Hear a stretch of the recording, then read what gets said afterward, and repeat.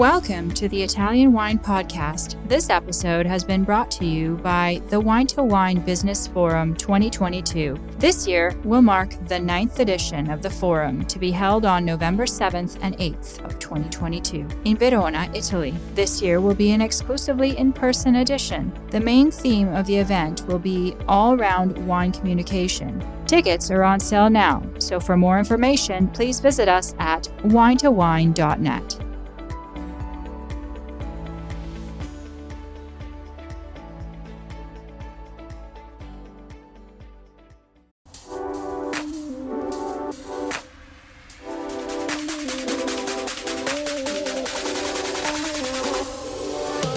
Welcome to another episode of On the Road Edition, hosted by Stevie Kim. Each week, she travels to incredible wine destinations, interviewing some of the Italian wine scene's most interesting personalities, talking about wines, the foods, as well as the incredible travel destinations. Hi, everybody. So this is a very special on-the-road edition. It's for 5-Star Wines, which is a wine competition of Veneto International Wine Competition, which takes place just prior to Veneto. And this year we are touring. Actually, today we're touring. We're giving a little bit of love to Lugana Consortium di Lugana because they were our supporters for the Veneto International Academy. So we've chosen a few cantinas today. And today, the first cantina winery we have chosen is called Monteci. Monteci. And they won an award, 95 points, with the Lugana DOC. It is a organic wine, which we'll talk about. And we're here today with Francesco. Nice to meet you. So, Francesco, what is your family's name? Oh, my family's name, the surname of our family is Righetti. Why is your winery called Monteci when you're Rigetti? Because it's the nickname of my family.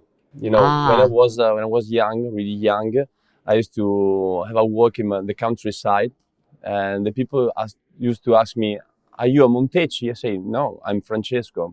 Who is that Monteci? So that was a funny story to say because our surname in Verona area is not very original, you say. So we decided to call the winery Monteci. More characteristic for us is something ours, not someone else. Oh, that's so odd. First of all, where are we? Where's your winery located? We are in Pescantina. We are. Where is Pescantina for our audience? Maybe Pescantina. We are less familiar with this area. In the middle between Verona city and Garda Lake. So it's a beautiful place close to the bank of the Adige River. And it's a lovely place. Come to visit us if you want. We have a beautiful So would you winery. like to just tell me a little bit about your family? How many family members are involved in the wine business? A lot. We are a lot of people. You know, I represent the 5th generation. Right. But I'm follow the technical part. I'm winemaker. But we have my sister, my brother, my cousins, my auntie, my uncle. We are the big part of the winery is composed by our family. Oh, and do you guys all get on? Yes. I guess you have to. I guess you have to say that. So, Francesco, tell me a little bit about the organic side of the winery. So, first of all, contextualize a little bit. How big is the winery? How many labels do you do? How many wines do you do? Okay. As I said before, I represent the 5th generation of the family. So everything started in 1925, so almost 100 years ago. But we decided to jump in the middle of the organic world in the 2014. The 14 was a very difficult vintage for Italy, first of all, but in Europe in general. And we decided to make an organic experiment of 10 hectares. Out of how many in total? We have around 200 hectares. Mm-hmm. And so we decided to Of vines? Yes, everything of vines. The result was very beautiful in a difficult vintage. So in the 2015, we decided to jump in the organic world with the 3 years of conversion. So 15, 16, and 17. Mm-hmm. So we are officially organic since the 2018. We produce around 15 labels, and we are very proud to have this kind of awards for the Lugana, because there is not a lot of winery that produce organic in the Lugana area. How many producers are making Lugana? Do you know? It's difficult to say because we have there are some wineries that produce and bottling the wine. There is just people that produce grapes, just people that sell grapes, just winery that buy grapes. So it's difficult to say how many winery we have in Lugana. I guess something like around 100. Yeah, I guess I'll ask that to the new president of the consortium today. Francesco, so who decided to transform your winery into an organic winery? Because now it's completely organic, is that correct? Yes. I mean, it seems very ambitious to have 200 hectares were completely organic. Yeah. Was that difficult? It's you have to change your mind. You have to change your organization. You have to use a lot of your energy for to be ready when it's time to go out in the field for protect the vineyards. We decide more or less all together. We used to have a reunion, family reunion every week, and it was just an idea, and it's happened. We are 100% organic, but this is not completely true because every year we buy some land, and so we are in conversion with our with some. You're still expanding. Yes, absolutely.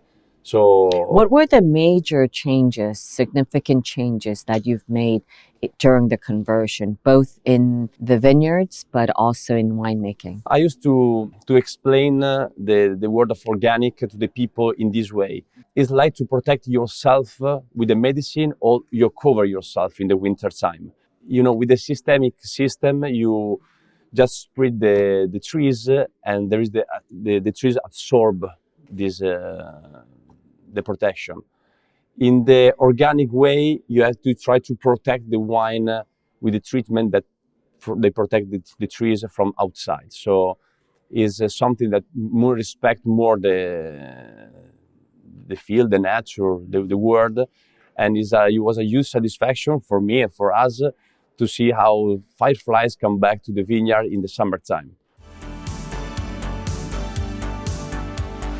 Are you enjoying this podcast? There is so much more high-quality wine content available from Mama Jumbo Shrimp. Check out our new wine study maps or books on Italian wine, including Italian Wine Unplugged, and much, much more. Just visit our website, mamajumboshrimp.com. Now, back to the show. Fireflies. Yes. Mm-hmm. So, it's something when I was a child, I remember this beautiful sensation to see the fireflies in the night summertime. Mm-hmm. And they're back. We create new labels for the biodiversity, and we discover new insects, new animals. They are back in the vineyards. Every year we try to make the plantation all around our vineyards with oak, with acres, with other trees to protect the vineyards. Gives the natural protection to the vineyards.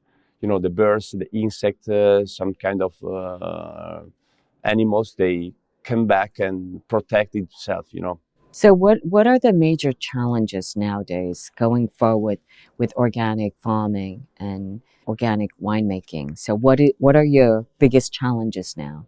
Is it the climate change? Is it something else? It's difficult to say because every year something changes. Can you see pandemic in one way or what in another way? So the market is changing. But for me, the classical sentence they say less is more is evergreen for me.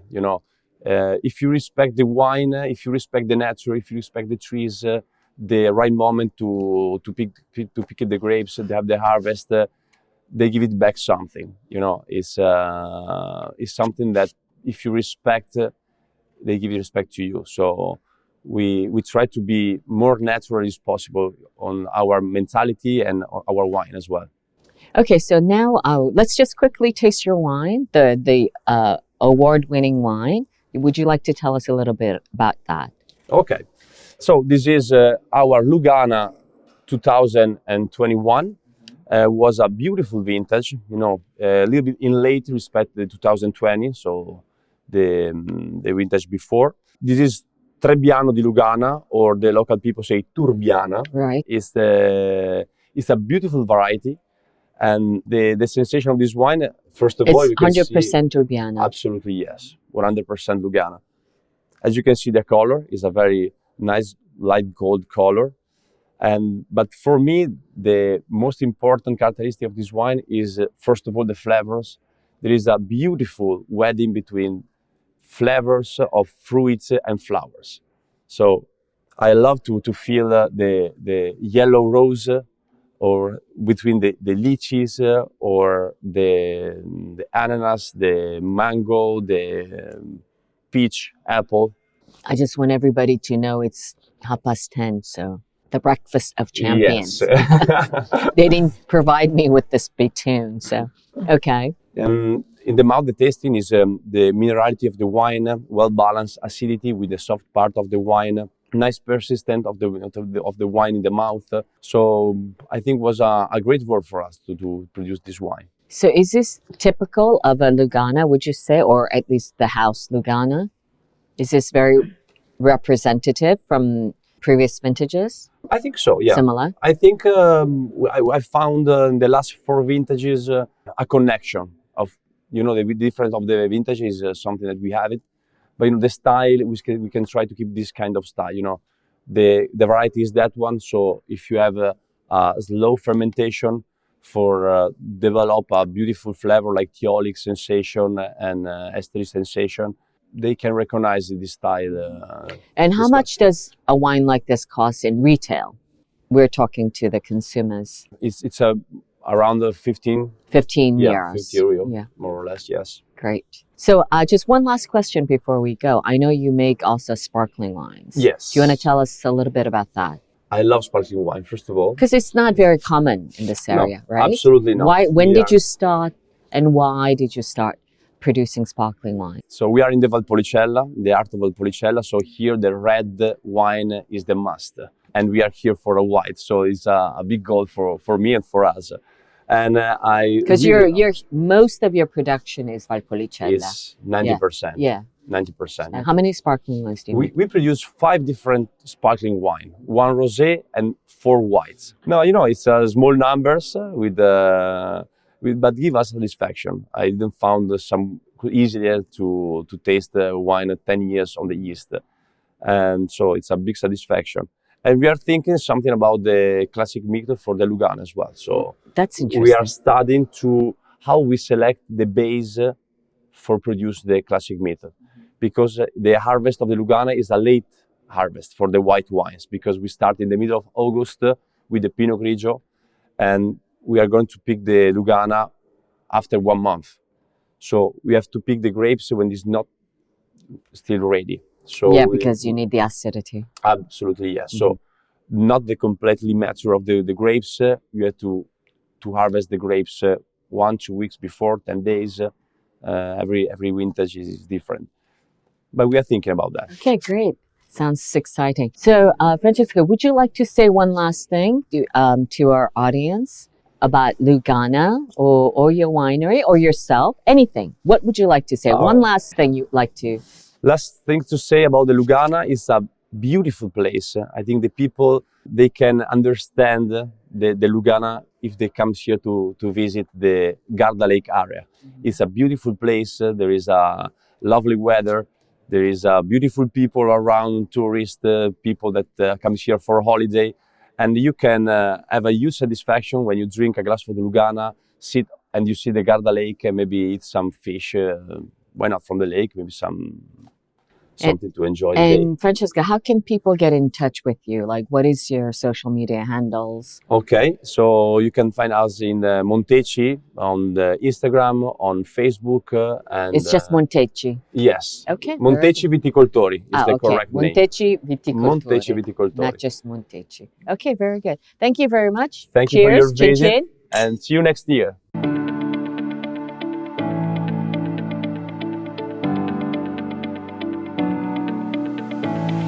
We We hope you enjoyed today's episode brought to you by the Wine to Wine Business Forum 2022. This year will mark the 9th edition of the forum, to be held on November 7th and 8th, 2022, in Verona, Italy. Remember, tickets are on sale now, so for more information, please visit us at winetowine.net.